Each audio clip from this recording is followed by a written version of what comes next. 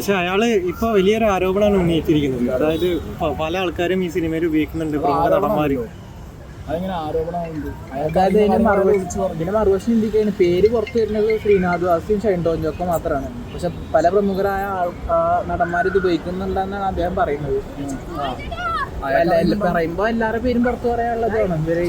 Hold ഇല്ലാത്ത കാരണമാണോ മറ്റുള്ള എന്തോ ഇതില്ലാത്ത കാരണമാണോ ഇവരെ പേര് മാത്രം വന്നുകൊണ്ടിരിക്കുന്നത്? അല്ലല്ലോ, ഒരു പ്രതിനെ പിടിച്ചു.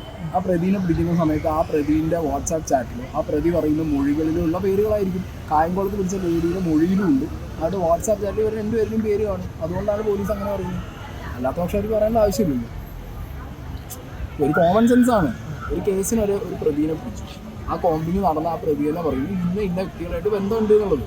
അതുകൊണ്ടാണ് അവരുടെ പേര് വരുന്നത്. ഇപ്പൊ ഷൈൻ ടോം ഈ പറഞ്ഞ പോലെ തുറന്ന് പറഞ്ഞല്ലോ ഞാൻ ഉപയോഗിക്കുന്നുണ്ട് ലഹരി എന്നുള്ളത്. അതൊരു പക്ഷേ ഈ പറഞ്ഞ പോലെ കേസിൽ കൊടുങ്ങുന്ന ഓൾറെഡി എന്താ പറയുക അറിയാവുന്നത് കൊണ്ടാണോ? അതായത് അതല്ലേ, ഇവിടുന്ന് പോണ്ടിച്ചേരിയിൽ ഓടിപ്പോയ ആള് 3 ദിവസം അവിടുന്ന് ഭജന ഇരുന്നിട്ട് തിരിച്ചു പോരുന്നില്ലല്ലോ. അയാൾക്ക് പ്രോപ്പറായിട്ട് ക്ലാസ് രാമപിള്ള വക്കീലല്ലേ, ക്ലാസ് എടുത്ത് കൊടുക്കാൻ ഇഷ്ടംപോലെ ആളുകളുണ്ടാവും. അങ്ങനെ ക്ലാസ്സൊക്കെ കിട്ടി നല്ല രീതിയിൽ എന്തൊക്കെ മൊഴി അവിടെ കൊടുക്കണമെന്ന് ഈ മൊഴി കൊടുത്താൽ നിങ്ങൾ ആലോചിച്ച് നോക്കും. ഞാൻ പെടും ഞാൻ കുറച്ച് ആളുകളുടെ പേര് പറയും, ഇന്നെ രക്ഷിക്കുന്നത് നിങ്ങളെ പണിയാണ്.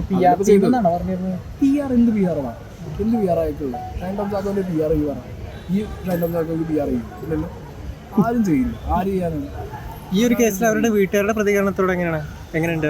വീട്ടുകാരുടെ പ്രതികരണം എന്ന് പറഞ്ഞാൽ ഒരു അച്ഛനും അമ്മയാകുമ്പോൾ ആരുടെ അച്ഛനമ്മമാരാണെന്നുണ്ടെങ്കിൽ മക്കളെ പ്രൊട്ടക്ട് ചെയ്യാനാണ് അതിന് കൂടുതൽ നോക്കുന്നത്.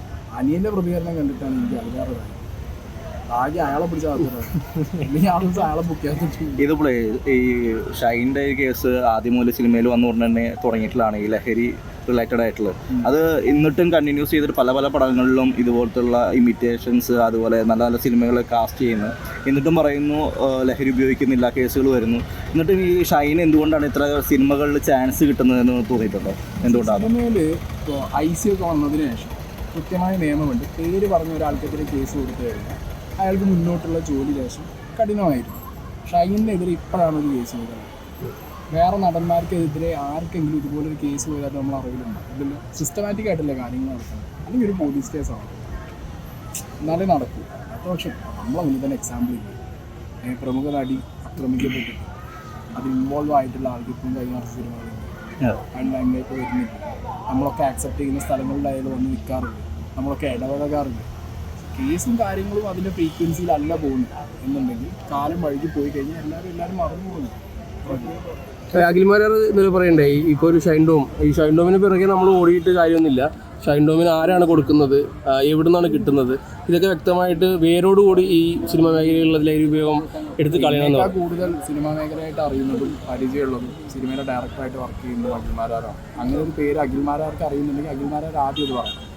എന്നിട്ട് ഷൈൻ ടോം ചാക്കോയോട് പറയാൻ പറഞ്ഞിട്ട് ഞാൻ അഖിലിനോടൊക്കെ ആ കാര്യത്തിലൊക്കെ വിയോജിപ്പുള്ളത്. അഖിൽമാരാർക്ക് ഈ ലോകത്തിൻ്റെ ഈ സൂര്യൻ്റെ കീഴിലുള്ള എല്ലാ പരിപാടിയെ കുറിച്ചിട്ട് പറയാം. സിനിമാക്കാരനായിട്ടിരുന്നു കൊണ്ട് സിനിമ സെറ്റിൽ ആരൊക്കെ ഇത് കൊണ്ടുവരുന്നു, ആരിലൊക്കെ എത്തുന്നു എന്നുള്ളതിൻ്റെ കൃത്യമായിട്ടുള്ള ആൻസറും അഖിൽമാരാർക്ക് അറിഞ്ഞു. അഖിൽമാരാർ ഇത് പറയുന്നുണ്ടോ? ഇല്ലല്ലോ. അഖിൽമാരാർ ഇത് പറയാൻ റെഡിയല്ല. പിന്നെ ബാക്കിയുള്ളൊരു അന്വേഷിച്ച് കണ്ടുപിടിച്ചോട്ടെ എന്ന് പറയുമ്പോൾ പറയാൻ റെഡിയായിട്ട് ആളുകൾ വരണം. ഞാനതാണ് പറയുന്നത്.